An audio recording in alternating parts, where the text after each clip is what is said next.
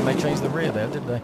Now, this car briefly took the lead there. Fred Makowiecki, who is in the Aston Martin, took the lead, but he's now also come into the pits. So the lead will change once again as we wait for all of the cars to make their way into pit lane. Jan Clare will take over from Fred Makowiecki, and they had a pretty good start to the race there and managed to keep pushing hard. Meanwhile, you can see Frank Kekele really trying to open up a bit more of a gap over the rest of them. Let's wait and see, because that was the battle for the lead between this Aston Martin, remember, and the Lamborghini number 25. Certainly the Lamborghini had the edge before the pit stops were made. It's just a question of whether here Frank Kekele has done enough. Away goes Jan Clare. That was a quick pit stop, I tell you. They are going to be fairly close as they come down to the exit of the pits. I'm waiting to see the race leader just come on to start-finish straight, but the Aston's had a good stop. The Aston may well just have it. Look at it. There's the leader on the right, up against the Aston on the left as he exits the pit lane. It's going to be nothing to choose. The Aston's going to have the advantage, but it's on cold tyres, and here comes the Lamborghini and sweeps past. That was very well read. Very well read. That was close, and Kekele locks up, but he gone a bit wide. Yeah, he has, but that's okay. He's on warmer tyres. We know the Aston will be a little bit sort of loose and skittery for about half a lap. But that was a great move. That was a very initiative, sort of knowing exactly what he needed to do when that Aston Martin came onto track.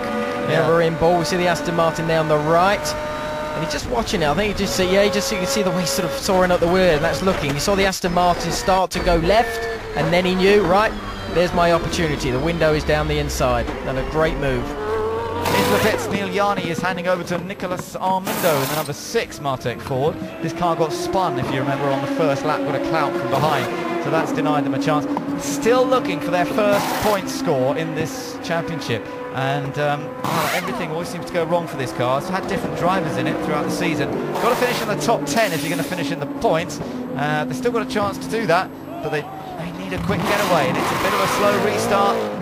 Crucial pit stops coming up. We've got Richard Westbrook, who's going to be handing over to Thomas Much, and Enrique Bernoldi will hand over to Miguel Ramos, who's not quite as quick as Bernoldi, but it'll be interesting if he gets out in front of the two Fords. We could be in for quite an exciting race.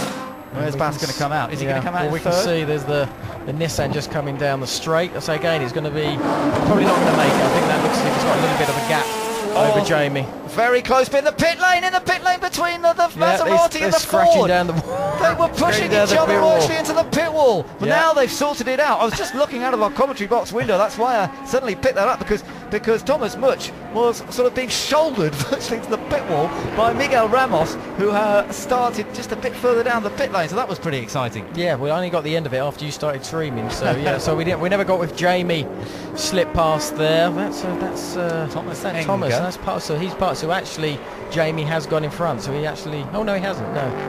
Yeah, Thomas Enger. Oh, they have. Yes, no, they have passed. They've got past us. Yeah, here, take a look at this, Johnny. Yeah, no. Well, I saw it when I looked, and he was going right over that one line, almost scratching down the side of that pit wall. Yeah, that was almost a big scrape down the side of that immaculate Ford. And I don't think Thomas was too happy about it, but here we are. Still look, they're still racing hard, and they got the Corvette with them as well. Around the outside. They're sort of looking in the mirrors, playing with each other. The Corvette's trying to go around the outside. This is great. Oh, Benny's gone up the back of it. Oh. Contact and drama indeed. And look at the damage. Corvette and Ford. You can't carry on like that, surely. And that's Thomas Much, one of the main championship contenders. And the Corvette of Alex Marguerite is another main challenger in the championship.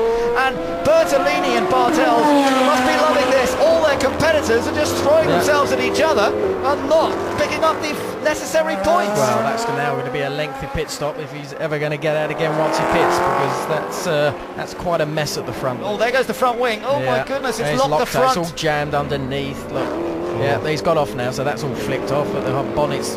Poor Thomas Much. He's just got to really. He should have come in with hindsight. He should have come into the pits, but you never quite know. Good old hindsight. Yeah, I know. And he couldn't see the damage that we could see. No, but I think when he did go up very high, there we're going to see. So you see the Corvette around the outside. Then you see the Maserati brake. He goes to sort of, and he just, I don't know, it was quite a bit straight. He just didn't sort of anticipate what was going on, really. So the Corvette has got away with it quite luckily, to be perfectly honest. This is in with the Corvette, so he's going around the outside, knows he can't go around the outside. He's sort of waiting for the Maserati to go back, and then bang. And actually the Maserati was very lucky not to Don't get taken out as well. Yeah. Let's go and hear from his teammate, Richard Westbrook, who's talking to Haley. Richard, what a disappointment for Thomas out there. Yeah, and you know, for the whole team, they really didn't deserve that. I made a stupid mistake in Sector 1 when it started raining. I'd hit Bouchou in the first lap when there was carnage on the first lap, and it broke the front downforce, and I should have taken it a bit more easy going into the second corner. So I'm really disappointed in myself because the team don't deserve this, but this is the end result. You know, we shouldn't have been that far back down, so it's not Thomas's fault. The extent of the damage, have you had an update? No, but it's terminal. You can see it's too much damage, but you know, we shouldn't have been fighting down there. I made a stupid mistake and should have taken it easier with the front downforce not working as it should have done, and yeah, I got to hold my hands up and say sorry to the team. Thank you. Oh, that's pretty big of Richard, but obviously accepting the blame, even though the accident happened later. But he has a point, Johnny. As a team, you've got to both deliver, and he feels he let Thomas down by the car being that far down by the time Thomas took it over. Well, let's just see how Armindo got past the Corvette. This was a little while ago, and it was just a slip up the inside into turn 6, I think. This was the onboard view from the Corvette. Watch for the Ford. Where is it? Where is it? Where is it? There it is. There she is, yeah. Two great Italian brands, of course, in Maserati and Lamborghini, both with mid-engined configuration, so quite a similar configuration. But of course, the Maserati, which is now coming under a bit more pressure from the Lamborghini, developed more as a race car originally, this MC12, as opposed to the Lamborghini, which is very much a development of a road car, isn't it? Oh, and he's got a chance at the inside, and he's through.